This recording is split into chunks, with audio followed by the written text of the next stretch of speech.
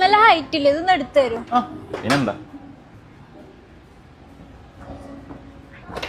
Thank you.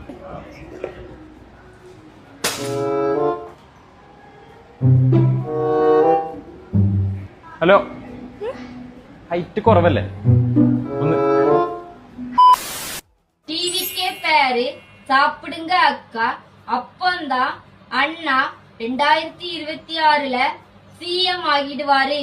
மக்களுக்கு உண்மையாகவும் நல்லது பண்றவங்க யாராக இருந்தாலும் 2026ல சிஎம் ஆகட்டும். இன்னைக்கு டிவிக்கே பேர நான் சாப்பிட போறேன்.